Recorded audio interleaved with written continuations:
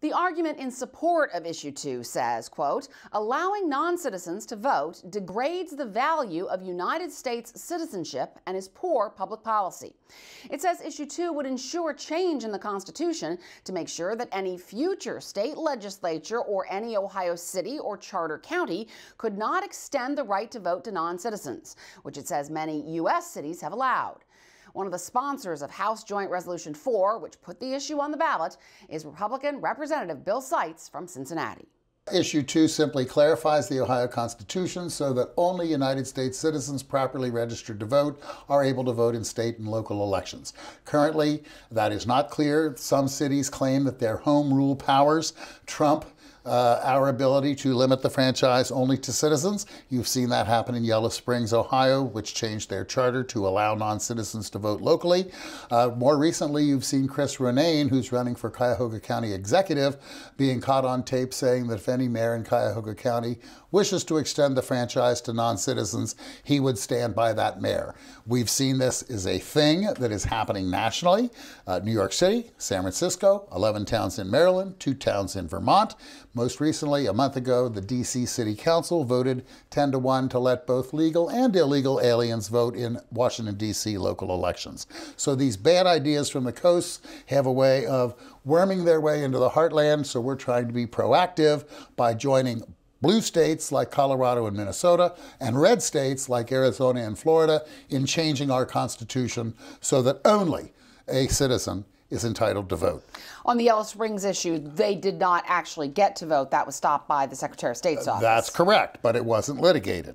And the argument is that the cities, as you know, have this constitutional power of home rule, and they assert the right to use those rights to extend the franchise. Now, that's impractical in the extreme because people would then need 2 sets of ballots. Federal law already limits the franchise in federal elections to only United States citizens. State law is not as clear, and if you were to allow the locals to extend the franchise to non-citizens, you would have to have 2 sets of ballots, gravely increasing the cost of running elections. And that's one of the practical problems with this leftist trend that is making its way through the country.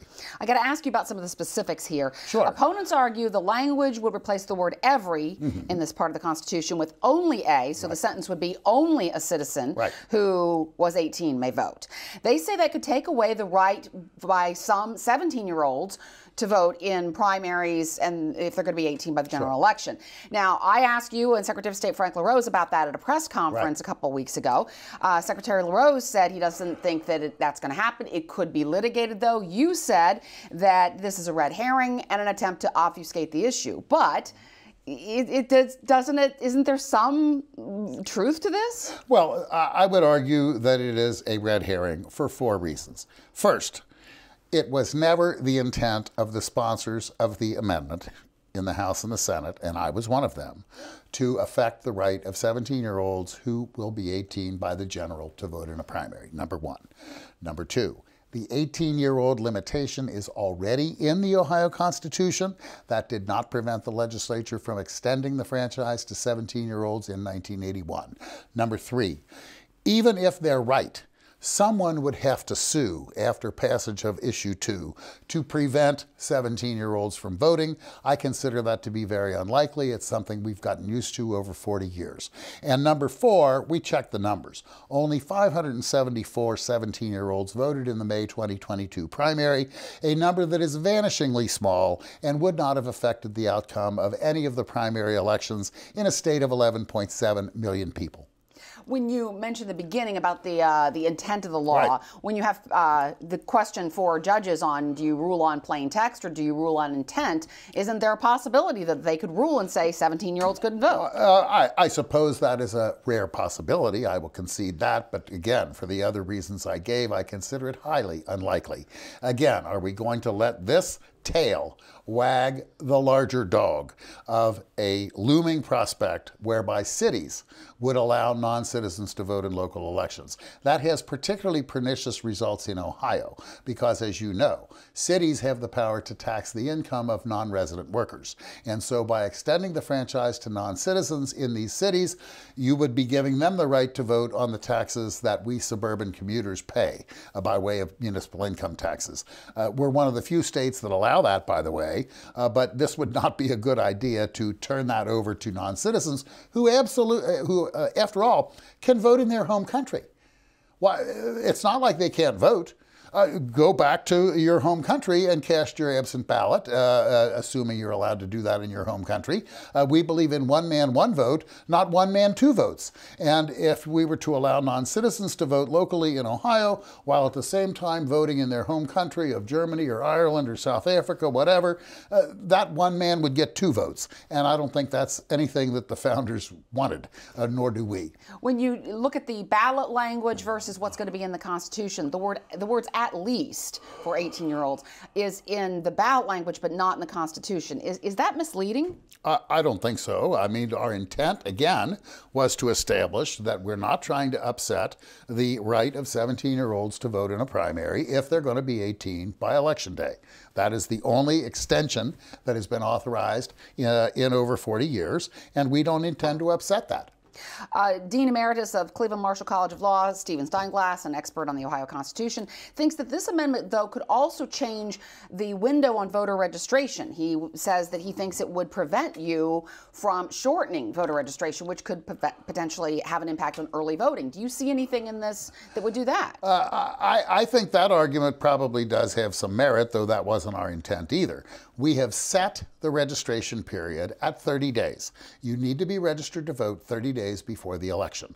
This constitutional language would probably prohibit us from either shortening it or lengthening it, but there's no move afoot to do either one.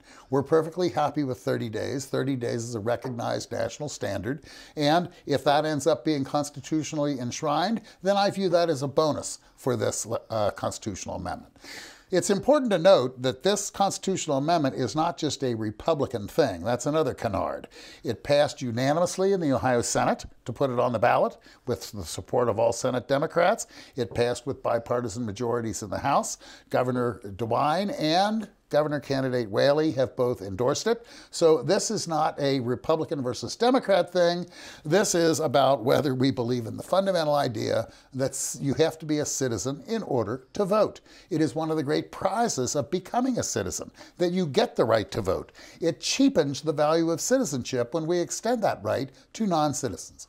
Do you think that this violates home rule, or are you addressing that in this amendment? It trumps home rule because it makes it crystal clear that on this issue, state law and state constitutional law will prevail. These cities have certainly wide home rule powers, but we are not going to let them upset the electoral system in the entire state by asserting that their home rule rights trump our right and the citizens' right to change their constitution and make elections a statewide uniform thing. Sites also said a bill making changes in voting laws would likely go forward during the lame duck legislative session, but it will be skinnier than his plan, which would create an online ballot request system with 2 forms of ID. It would limit ballot drop boxes to just at boards of elections and only for 10 days before Election Day, and would shorten the window to request early ballots. Sites said negotiations are ongoing with Republicans in the Senate, but he added that he's considering adding a photo ID requirement to the bill. Democrats had called Sites' bill extreme, but it has the support of many Republicans, including Secretary of State Frank LaRose.